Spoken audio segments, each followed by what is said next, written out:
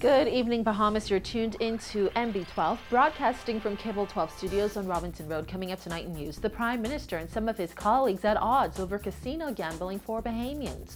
Bahamar celebrates a major milestone.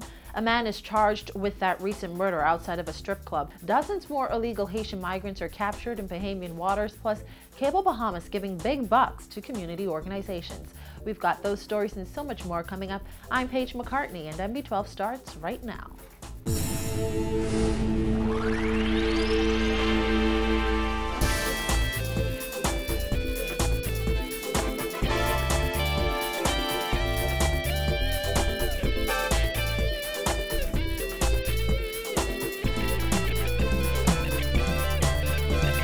Welcome once again to NB12. Bahamians are expected to go to the polls for a second time sometime later this year during a referendum on the issue of gambling. However, Prime Minister Christie explained why there's one specific type of gambling that Bahamians will not be asked to vote for. Christina McNeil has more.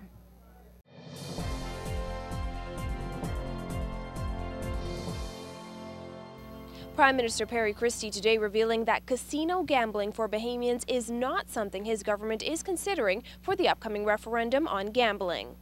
Christie today making it crystal clear that the upcoming referendum will not consider granting Bahamians the right to gamble in casinos. Rather, he says the referendum will only have Bahamians vote whether or not a national lottery should be instituted and if web shops should be legalized and regulated. It is not about whether or not Bahamians should gamble in the casino for the referendum. Is that something that you all will look into sometime in the future?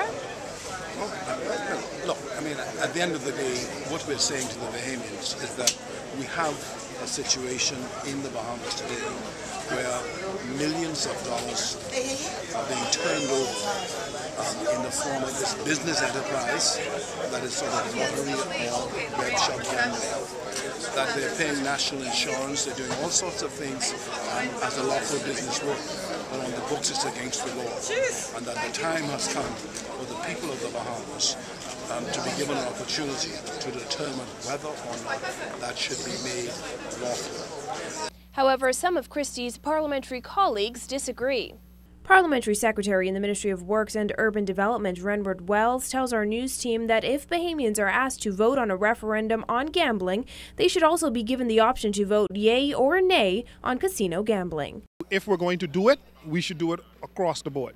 So you think that should be one of the questions? I am looking at, I'm listening to all the views being expressed on that particular issue. And for me, I believe that it cannot be wrong for some and okay for others. If it is morally wrong in your country, if you say this is something that is morally wrong, okay, then it cannot be right for some and wrong for others. Right for some, you mean foreigners who are allowed to gamble? Yes, it cannot be right for some and wrong for others. And if you're going to, and gaming in general, you cannot say it is wrong to gamble, but then you say it is right. Foreign Affairs and Immigration Minister Fred Mitchell said he would support Bahamians gambling without restrictions. Meanwhile, Social Services Minister Melanie Griffin declined to comment on the matter. Wells added that he believes that whatever decision is made pertaining to the gambling rights of Bahamians, it should be made by the Bahamian public and not solely members of Parliament.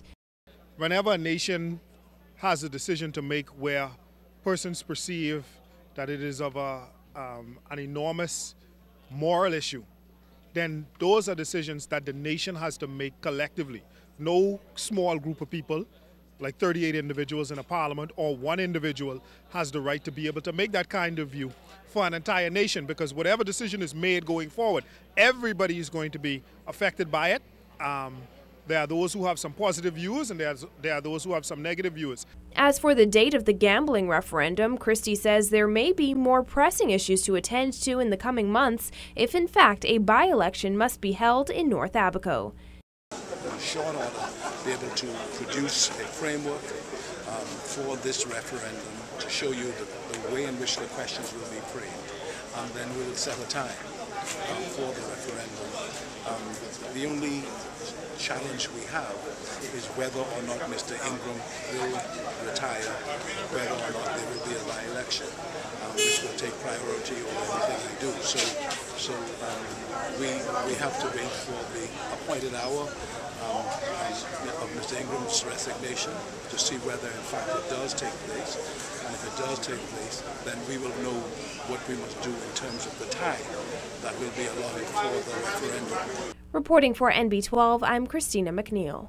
Well, Baha Mar officials celebrated a significant milestone today. The developer's casino tower has reached the 100-foot mark. During a brief ceremony held to mark this major achievement, Prime Minister Perry Christie revealed that Baha Mar could select a new casino partner in short order. He also revealed that today's milestone will cost Bahamian taxpayers millions of dollars. Vonique Toot reports. Baha Mar has reached the 100-foot mark on its iconic casino tower, which is currently under construction.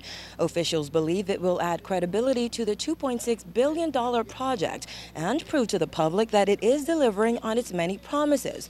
But more importantly, the Bahamian government promised to pay for its share of infrastructural works once Baha Mar achieved this major milestone. Prime Minister Perry Christie says that's more than $40 million. By the agreement entered into with Baha Mar, once they arrived at the 100-foot mark, the government is supposed to pay its share for the roadworks and infrastructure, and that amounted by calculation to some $45 million, or $45.3 million. And so there is an additional $2 or $3 million for the roadworks, continued roadworks, connecting roadworks. So it's really a significant sum. That significant sum contributes to the $504 million deficit. Officials say Baha Mar's ability to reach the 9th level of the casino tower on schedule demonstrates the meaningful and sustained progress of the project and puts the resort on pace for its December 2014 opening. Christie says he expects Baha Mar to announce the selection of an international casino partner in short order. Such a partner would add greatly to the marketing clout, customer base, and cutting-edge products of the world's most famous brands represented by your hotel partners, Hyatt, Mondrian, Rosewood, and Sheraton. Such an arrangement, I believe, would draw millions of first-time visitors to the Bahamas from both established and new emerging markets. Baha Mar has been actively pursuing a new casino partner since Harrah's Entertainment pulled out of their deal more than 4 years ago. The casino hotel, which is considered to be the centerpiece of Baha Mar, is expected to boast the largest casino floor in the Caribbean, with a 100,000-square-foot gaming area. Executive Vice President of China State Construction Tiger Wu and Baha Mar's Executive Vice President Tom Dunlap say reaching 100 feet wasn't easy. This great milestone is delivered by the tremendous efforts the team has put in. It's delivered by all the support we have received from the Bahamian government. I hope we get to do this again shortly. We'll celebrate 200 feet, and then we'll do it again finally when we reach, I think, 326 feet. And I think we'll just go a couple days late on that one and have a topping out ceremony. Baha Mar employees presented the Prime Minister with a flag to mark this special occasion. Christie said he is excited about the thousands of permanent jobs which will be created once the resort opens, noting that it bodes well for this country's economic growth. He pledged to work closely with the developer to ensure that more Bahamians benefit from job opportunities that will arise as this project progresses. Officials say they plan to achieve many more milestones before the project is complete in 2014. Reporting for NB12, I'm Vonique Toot. The Christie administration's 100th day in office is drawing near. In its Charter for Governance, the Progressive Liberal Party promised to address crime, education, health care, mortgage relief, job creation, gambling, financial services, and Grand Bahama's economy during the first 100 days in office. When the House of Assembly reconvenes next week, Prime Minister Perry Christie says the government will table legislation which will enable it to carry out a number of those initiatives. So all legislation that will enable us to meet what we said we will do within the first 100 days of our government, the legislation will come to Parliament connected with that. And so, it will be a myriad of bills that we would put and expect to pass. And it's coming from the Attorney General's office, so